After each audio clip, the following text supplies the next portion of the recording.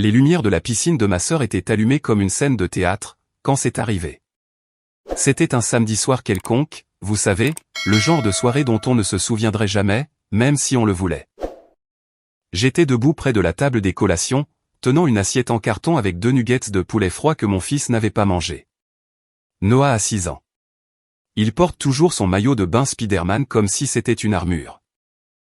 Ma nièce, Harper, a 8 ans et a déjà ce regard que certains enfants acquièrent, quand ils apprennent que les adultes qualifieront leur cruauté de confiance en soi. « Vas-y », lui a dit Harper, une main dans son dos. « Non », a dit Noah. Il ne pleurnichait pas.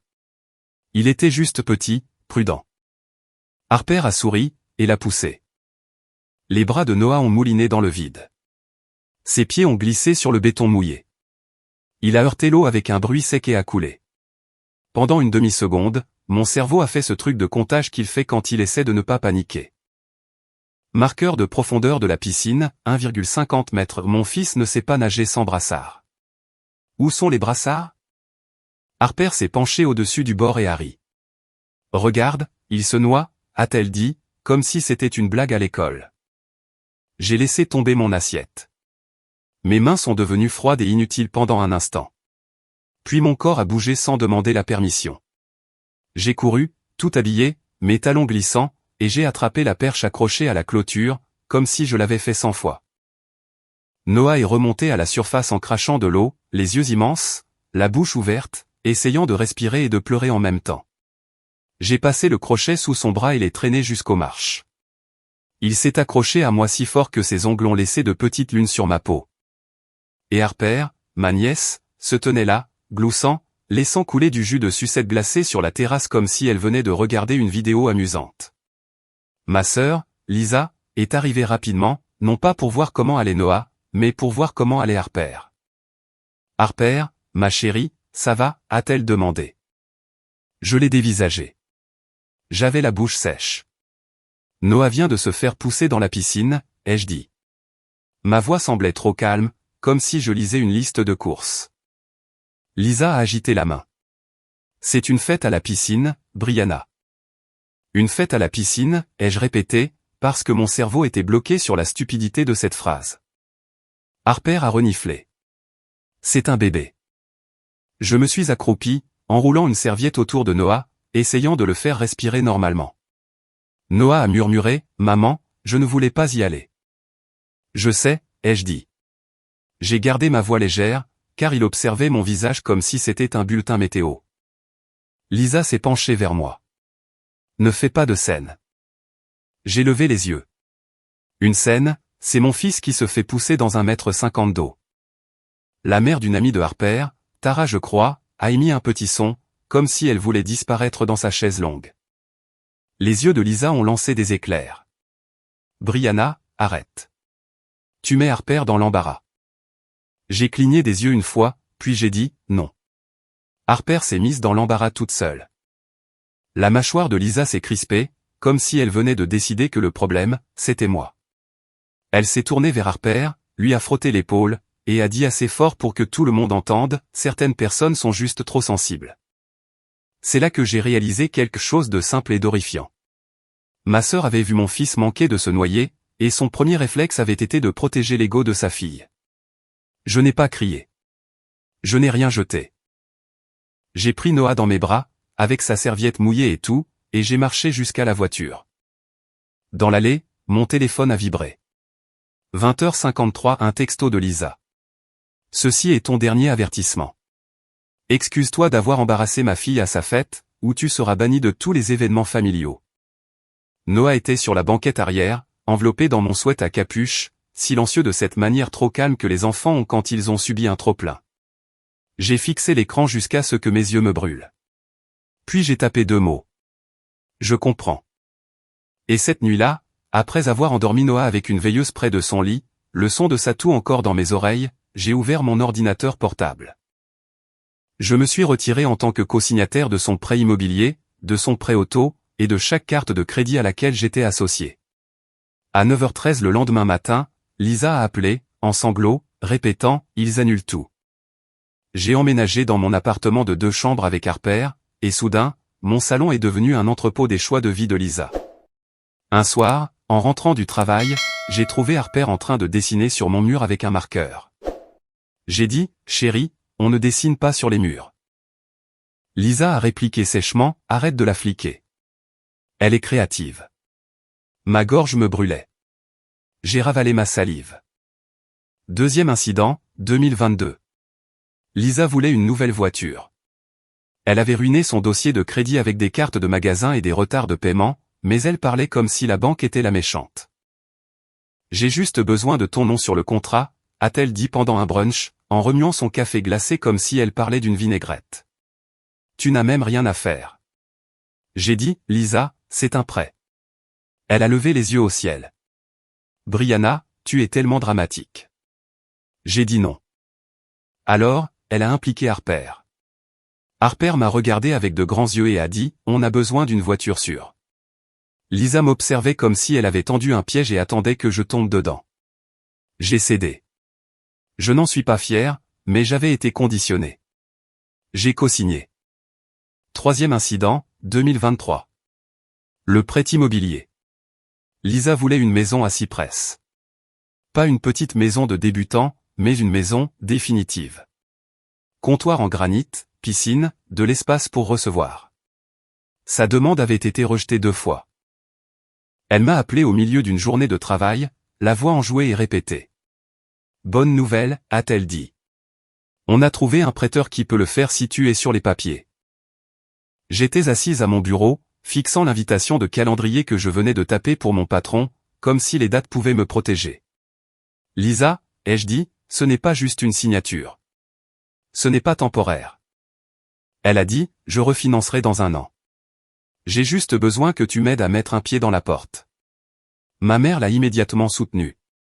La famille, ça s'entraide, a dit maman. Ne sois pas égoïste. Mon père a fait comme d'habitude, le silence. Puis une seule phrase qui sonnait comme de la sagesse, ta sœur a juste besoin d'une chance. J'ai dit oui, parce que j'étais fatigué, et parce que je croyais encore que l'effort garantissait la sécurité. J'ai signé. La vente de la maison a été finalisée le 6 octobre 2023. J'ai l'email avec pour objet, félicitations pour votre acquisition. Comme si on me félicitait de m'être enchaîné au désordre de quelqu'un d'autre. Après ça, Lisa a agi comme si j'étais une employée, pas une sœur. Quand je lui ai demandé une preuve qu'elle payait à temps, elle m'a traité de contrôle fric. Quand je lui ai demandé de me retirer du compte de carte de crédit qu'elle avait insisté pour que nous ouvrions pour les dépenses de la maison, elle a dit, arrête de te comporter comme une banquière. Je pensais que c'était temporaire. Ça ne l'était pas. Et Noah a appris à se faire tout petit. Il l'a appris comme les enfants apprennent les phénomènes météorologiques. Quand nous allions chez Lisa, il restait près de ma jambe. Il demandait la permission avant de parler. Harper, pendant ce temps, devenait de plus en plus bruyante. À Thanksgiving 2024, Harper a renversé un verre entier de soda sur les genoux de Noah et Harry. Noah est resté figé, mouillé, le visage rouge. Lisa a haussé les épaules. Les enfants. Je l'ai nettoyé, sans rien dire, parce que ma mère était là, et elle m'a lancé ce regard, ne gâche pas tout. C'est le langage familial. Gâcher tout signifie, ne pas pointer du doigt le mal qui est fait. Alors, quand Harper a poussé Noah dans la piscine et Harry, ce n'était pas un incident isolé. C'était le schéma qui, finalement, franchissait une ligne que mon corps refusait de dépasser. Après la fête à la piscine, je n'ai rien posté. Je n'ai pas appelé ma mère pour expliquer. Je n'ai pas écrit un long message dans le groupe de discussion familiale pour supplier les gens de s'en soucier. J'ai séché les cheveux de Noah, je l'ai mis en pyjama, et je me suis assise par terre dans sa chambre pendant qu'il s'endormait, parce qu'il sursautait sans cesse, comme si son cerveau ne faisait plus confiance à l'eau. À 20h53, Lisa a texté l'ultimatum. À 20h54, j'ai répondu, je comprends. Non pas parce que j'étais d'accord, mais parce que j'en avais fini de négocier la réalité avec des gens qui profitaient du fait que je fasse semblant que tout allait bien. J'ai ouvert mon application de notes et j'ai commencé une chronologie. 18h41, Harper pousse Noah dans la piscine. 18h42, Noah coule. Pas de brassard. 18h44, Lisa me dit de ne pas faire de scène. 20h53, Lisa exige des excuses ou le bannissement. Puis j'ai fait quelque chose que je n'avais jamais fait avec ma famille. J'ai commencé à rassembler des preuves. J'ai retrouvé la courte vidéo que j'avais prise plus tôt dans la journée. Ironiquement, j'avais filmé Noah souriant avec un cupcake. En arrière-plan, on peut entendre Harper dire « vas-y », et puis le splash, et puis son rire. L'angle n'était pas parfait, mais le son était suffisant. J'ai fait une capture d'écran du texto. Ensuite, j'ai ouvert mes emails et j'ai cherché « prêt immobilier, compte, clôture ». Ils étaient là. Tous les fils de discussion que j'avais été trop anxieuse pour regarder directement. Mon nom, mon crédit, ma responsabilité. Lisa présentait toujours cela comme de l'aide, comme si je faisais quelque chose de noble, mais ce n'était pas de l'aide. C'était un moyen de pression. La première vague est arrivée rapidement. Pression privée. À 21h07, maman a appelé. J'ai laissé aller à la messagerie vocale. Elle a laissé un message, la voix tendue et offensée. Brianna, ta sœur est très contrariée. Tu dois t'excuser. Ne punis pas toute la famille pour un malentendu d'enfant. Un malentendu. Mon fils coulant dans une piscine était un malentendu. À 21h22, papa a texté, appelle ta mère. À 21h35, Lisa a de nouveau texté, tu fais vraiment ça pour rien. Pour rien. J'ai fixé ce mot jusqu'à ce que je ressente un calme qui m'a effrayé. À 22h11, j'ai reçu un autre texto. Cette fois, de ma tante. Ta mère pleure. Ils ont toujours utilisé les larmes de maman comme une facture. Paie-la, Brianna. Paie-la avec ton silence. Je n'ai pas répondu. La deuxième vague a été le préjudice pratique. Parce que Lisa ne peut pas juste être en colère. Elle doit rendre les conséquences bruyantes. À 7h30 le lendemain matin, mon téléphone a sonné avec une notification par email d'une application de surveillance de crédit que j'utilisais à peine. Je m'étais inscrite après le prêt immobilier, parce qu'une partie de moi savait que je devais surveiller ma propre vie. Alerte, changement détecté sur votre rapport de crédit. Mon estomac s'est noué. J'ai ouvert et j'ai vu une nouvelle demande de carte de crédit. Lisa avait utilisé une ancienne adresse de compte joint. Sa maison, celle que mon nom avait aidé à acheter. J'ai eu froid, car cela signifiait quelque chose de simple, elle n'était pas seulement négligente.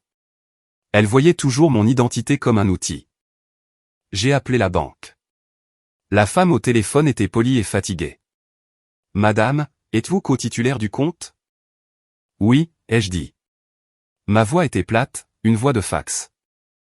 Alors vous pouvez fermer le compte. Faites-le, ai-je dit. Elle a hésité. Vous comprenez?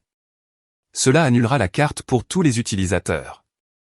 Je comprends, ai-je répété. Et cette fois, je le pensais vraiment, comme le bruit d'une porte qui se verrouille. Ensuite, j'ai appelé le prêteur automobile. Le type m'a expliqué ce que je savais déjà mais que je ne voulais pas affronter. Le retrait d'un cosignataire nécessite que l'emprunteur principal refinance ou se qualifie seul. D'accord, ai-je dit. Je veux qu'il soit noté au dossier que je demande à être libéré et que je n'autoriserai aucun changement sans notification écrite à mon attention. Il a tapé, je pouvais l'entendre. Vous pouvez également supprimer les paiements automatiques s'ils proviennent de votre compte, a-t-il ajouté. C'est le cas, ai-je dit. Je me suis connecté à ma banque et j'ai annulé le prélèvement automatique que j'avais mis en place il y a 2 ans, juste au cas où. Parce que c'est ce que je faisais à l'époque, je construisais des filets de sécurité pour Lisa, pendant qu'elle se moquait de ma prudence. Ensuite, le prêt immobilier. Le prêt immobilier est le plus difficile à dénouer. Ce n'est pas un interrupteur. Mais je pouvais faire 2 choses immédiatement. Je pouvais notifier formellement le prêteur que je n'y vivais pas et que je n'effectuais pas de paiement, je pouvais exiger que toute correspondance soit envoyée à mon adresse, et je pouvais consulter un avocat sur les options, y compris forcer un refinancement ou une vente si Lisa refusait. J'ai donc envoyé un email au gestionnaire du prêt via leur portail et j'ai téléchargé une lettre avec pour objet, notification du co-emprunteur aux demandes de correspondance et de documentation. J'ai joint ma carte d'identité. J'ai joint la page du dossier de clôture qui me mentionnait. J'ai joint l'ultimatum par texto de Lisa. Non pas parce qu'il se soucie des drames familiaux, mais parce que cela montrait une intention si les choses tournaient mal. Puis j'ai créé un dossier sur mon bureau. Je l'ai nommé Lisa, finance. À l'intérieur, capture d'écran, PDF, historique de paiement, date. À 23h48, j'ai imprimé les relevés des 6 derniers mois de la carte de crédit jointe que Lisa avait fait grimper avec des « affaires pour la maison ». Les « affaires pour la maison » incluaient $344 dans une salle de sport de luxe, $198,17 chez Sephora, et $849 dans un parc de trampoline pour enfants où Noah n'avait jamais mis les pieds. Mes mains ne tremblaient plus. C'est là que j'ai arrêté de discuter et que j'ai commencé à documenter. À 9h13, mon téléphone a sonné. Le nom de Lisa illuminait mon écran. J'ai répondu à la deuxième sonnerie, car je voulais un enregistrement clair de qui avait dit quoi et quand. Sa voix a frappé mon oreille comme une sirène. « Brianna » a-t-elle sangloté. « Qu'est-ce que tu as fait ?» Je me suis appuyé contre mon comptoir de cuisine et j'ai regardé le post-it sur mon frigo qui disait « Noah, cours de natation, appelé mardi ». Je me suis protégé. « Tu annules tout » a-t-elle pleuré. Ma banque panique. Je n'ai pas haussé la voix. Je n'ai pas dit « bien fait ». Tu m'as donné un ultimatum. C'était à propos de la famille, a-t-elle répliqué, avant de se remettre immédiatement à pleurer.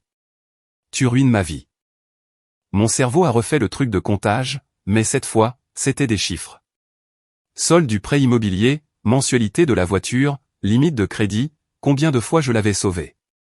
Lisa, tu m'as texté et tu m'as dit de m'excuser ou d'être banni de tous les événements familiaux. Et alors, a-t-elle dit, comme si le mot était censé effacer le reste. Alors j'ai compris. Tu veux que je sois dehors? Je suis dehors, complètement. Elle a eu une inspiration brusque, comme si je l'avais giflée. Tu ne peux pas juste.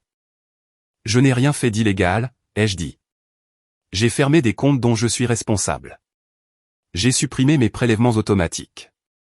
J'ai notifié les prêteurs que je demande à être libérés. Elle est restée silencieuse un instant. Puis son ton a changé, moins de pleurs, plus de marchandage. Brianna, allez, a-t-elle dit. Tu sais que j'ai besoin de toi sur ces contrats. C'est juste de la paperasse. C'est mon crédit, ai-je dit. C'est ma maison, a-t-elle rétorqué. Tu veux dire la maison pour laquelle j'ai dû signer, ai-je dit, toujours calme.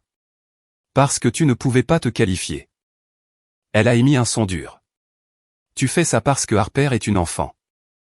Je fais ça parce que mon fils a coulé et que ta fille a ri. Elle ne le pensait pas. Lisa, ai-je coupé. Et je ne coupe presque jamais la parole, c'est pourquoi elle s'est tue. Je ne vais pas discuter de ce que j'ai vu. En arrière-plan, j'ai entendu la voix de Harper, maman, c'est qui? Lisa a sifflé, pas maintenant. Puis elle est revenue à moi, avec cette voix douce qu'elle utilise quand elle veut quelque chose. Brianna, s'il te plaît, annule tout. Je vais parler à Harper. Je vais la faire s'excuser. On passera tous à autre chose. Et voilà. Elle pensait toujours que les excuses étaient des pièces de monnaie pour un distributeur automatique. Mettez en une, et vous retrouvez l'accès. Non. Elle s'est remise à pleurer, plus fort. Maman va péter un plomb. Papa va être tellement déçu. J'ai imaginé les yeux fatigués de mon père et le sourire crispé de ma mère. Puis j'ai imaginé le visage de Noah quand il est remonté à la surface en crachant de l'eau. Ce n'est pas mon urgence. La voix de Lisa est devenue plus vive. Donc tu choisis vraiment ça, plutôt que ta famille. Je choisis la sécurité de mon enfant et mes limites financières.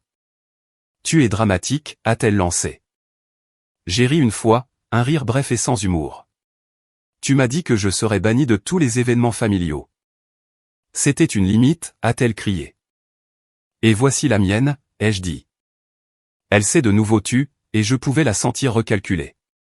Elle n'était pas habituée à ce que je ne cède pas. Puis elle a essayé une dernière tactique. La voix raisonnable, la cruauté déguisée. Tu sais que Harper est sensible, a-t-elle dit en reniflant. Tu l'as embarrassé devant ses amis.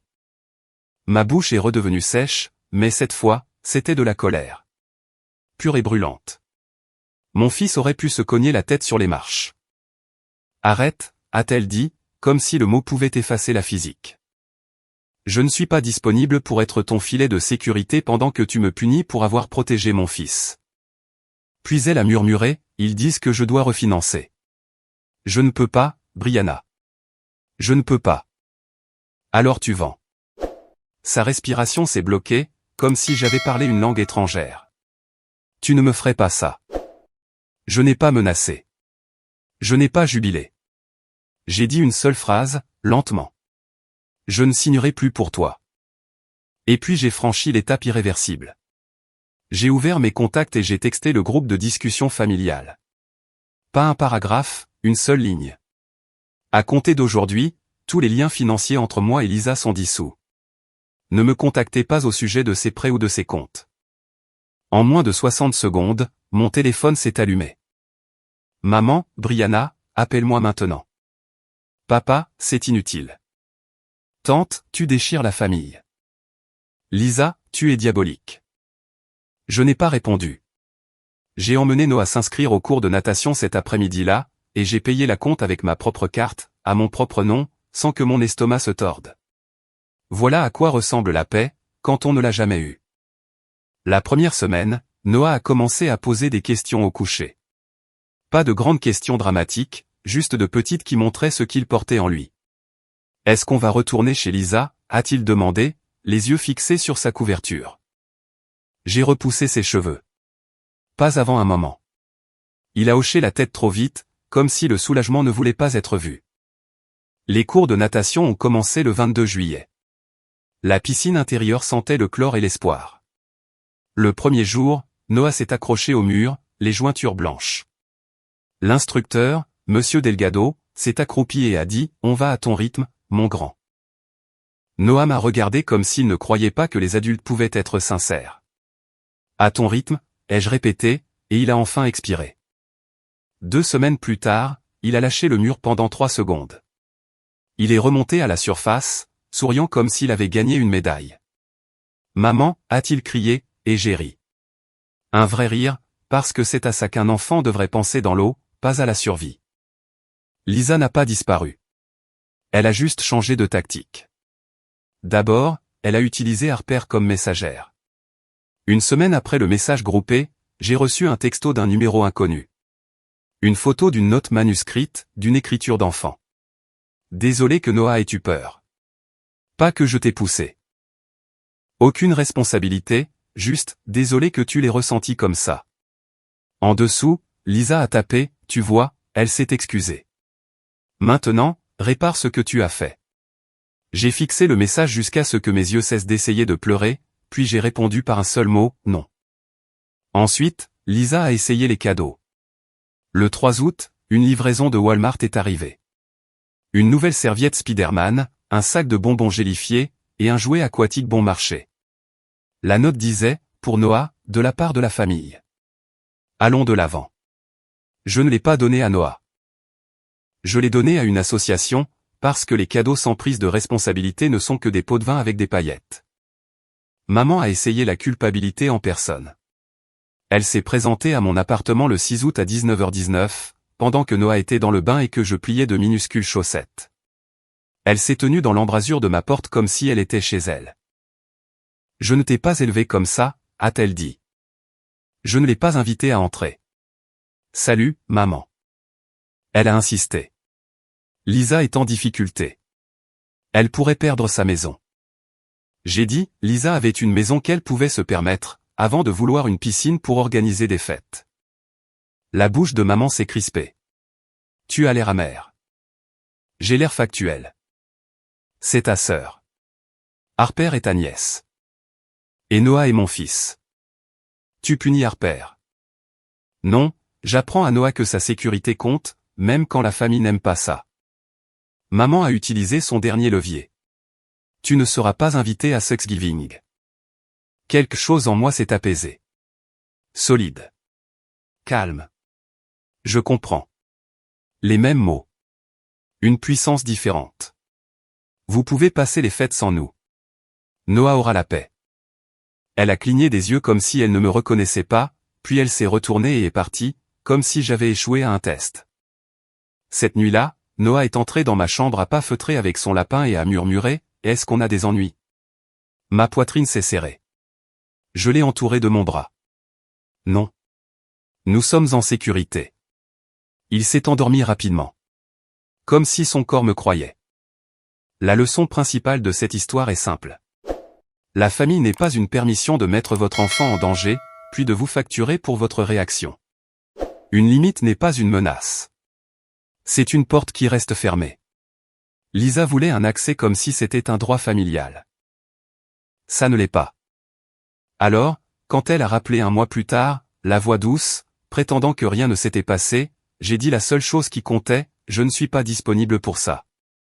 Ce sont mes règles, mes limites. Elles doivent être respectées.